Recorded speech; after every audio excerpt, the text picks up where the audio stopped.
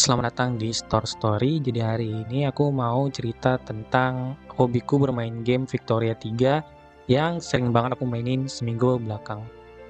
Jadi game ini adalah game simulasi menjadi penguasa di abad ke-19. Game ini tuh aku baru nemu aja sih. Sebenarnya gamenya udah lama, kalau nggak salah tahun 2022 ya, atau 2004, aku lupa deh. Pokoknya sekitaran itu. Gamenya rilis dan bisa di-download di Steam. Harganya 100 ribuan kalau nggak salah. Nah, gameplay dari game ini adalah kita menjadi penguasa sebuah wilayah. Wilayahnya bebas, kita pilih wilayah mana aja. Mau di Eropa, Asia, Amerika, Afrika, bebas gitu. Nah, kalau misalkan kita hanya bermain gamenya saja, artinya kita tidak memikirkan apa dampak keberlangsungan dari sebuah wilayah yang kita kelola, gamenya menjadi game yang super gampang. Karena kita menjadi penguasa yang diktator gitu. Ya, kalau misalnya kita pengen membangun pabrik A, ya tinggal bangun. Kita mau melegalkan sebuah aturan, ya tinggal kita legalkan. Artinya kita nggak perlu memikirkan apa yang akan terjadi di game tersebut. Nah, beda cerita kalau misalnya kita main gamenya itu benar-benar masuk ke dalam gamenya gitu. Ini menjadi game yang cukup ribet menurutku, karena satu keputusan itu dipengaruhi oleh banyak hal. Dipengaruhi oleh misalkan ya, kita pengen melegalkan sebuah aturan. Nah, untuk melegalkan sebuah aturan ini, hal yang perlu kita pikirkan adalah pertama adalah populasi, terus yang kedua adalah dampak politik. Jadi aturan ini didukung oleh gerakan apa nih, kelompok apa nih? Apakah itu para ilmuwan, apakah itu didukung oleh para peduli lingkungan, apakah aturan ini didukung oleh para orang-orang militer, dan dan dipengaruhi juga tentang ekonomi yang terjadi di masyarakat. Terus dipengaruhi juga sama budaya dan literasi warga yang kita punya. Kalau misalkan ini bertentangan dengan peraturan yang akan disahkan, maka akan terjadi demo. Dan demo ini berpotensi memporak-porandakan wilayah yang kita kelola. Bisa jadi wilayah kita menjadi terbelah menjadi dua, atau diambil alih secara paksa oleh orang-orang yang tidak menyukai langkah-langkah yang kita gunakan gitu. Ada dua momen yang berkesan untukku ketika bermain game ini. Pertama adalah ketika aku awal-awal main game ini ya, sangat bersemangat membangun pabrik, salah satunya adalah pabrik pakaian. Itu aku bangun banyak di berbagai wilayah. Tapi aku pikir aku bakal bikin rakyatku senang gitu. Karena ketika aku bangun pabrik pakaian, ada banyak tenaga kerja yang diserap. Terus ekonomi dan standar hidup rakyat bisa meningkat. Ternyata yang aku pilih itu salah. Ketika aku bangun banyak pabrik pakaian, aku nggak mikirin nih, pakaian kan dibuat dengan kain. Nah, kainnya ini nggak ada, sehingga pabriknya itu ya pabrik kosong aja.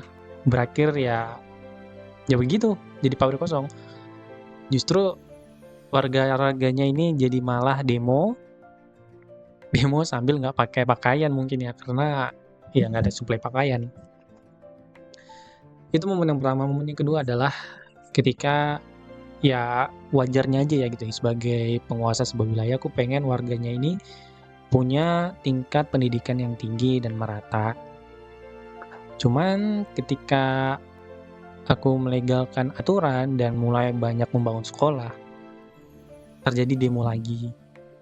Demo ini dilatar belakangi oleh para bourgeois atau para elit atau kalangan atas yang berada di wilayah tersebut. Mereka merasa kalau warga ini jangan sampai pintar semua, karena ketika mereka pintar semua, siapa yang akan mengerjakan pekerjaan-pekerjaan buruh? Siapa yang mengerjakan pekerjaan-pekerjaan kasar?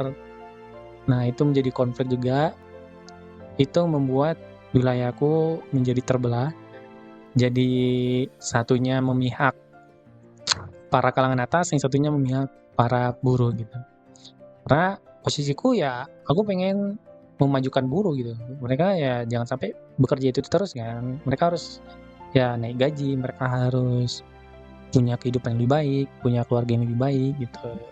Ya aku pikir pilihanku nggak salah, ternyata pilihanku itu ditentang oleh orang-orang yang punya lahan, punya pabrik, orang-orang yang sudah berkuasa lama, orang-orang yang punya banyak uang di banknya. Dan itu menurutku sangat realistis, terdengar sangat realistis gitu. Dan game ini itu game yang menurutku killing time banget. Game yang ketika kita play, kayaknya 1 jam aja nggak cukup nih buat main game ini. Harus punya kesadaran bahwa oke, cukup.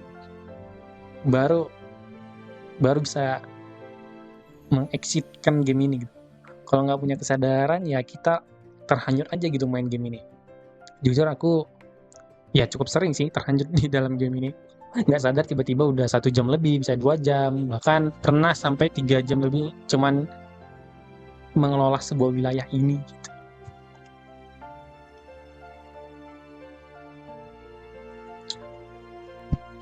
Game ini cocok dimainkan kalau kalian merasa keinginan atau merasa diri kalian itu jago memanajemen sesuatu. Game ini juga cocok untuk kalian yang kemarin gagal dalam pemilihan kepala daerah.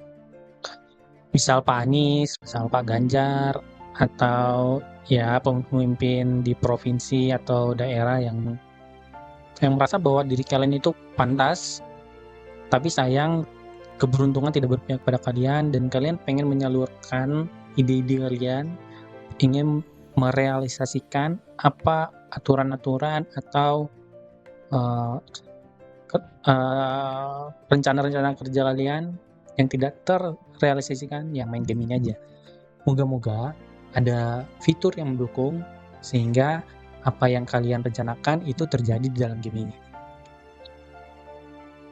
Ya, kalau benar-benar itu passion kalian dalam menjadi pemimpin ya.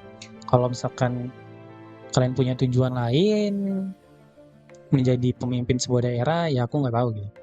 Ya ini cuman opsi aja ketimbang kalian mungkin kalian stres, mungkin kalian resah, mungkin kalian merasa bahwa ada yang mengganjal, ya mungkin ini jadi salah satu solusinya gitu. Kalaupun enggak, ya nggak apa-apa, nggak paksa juga. Ya, inilah game Victoria 3, kalian bisa download di Steam, harganya aku lupa ya, kayaknya 120-an, gue dari 100 ribuan. Dan game ini itu kayaknya aku nggak ngerti spek, mungkin nanti aku akan tampilin apa aja spek-speknya. Dan ini jadi video pertama story. Ya, semoga konsisten untuk kedepannya. Terima kasih semuanya. Bye-bye.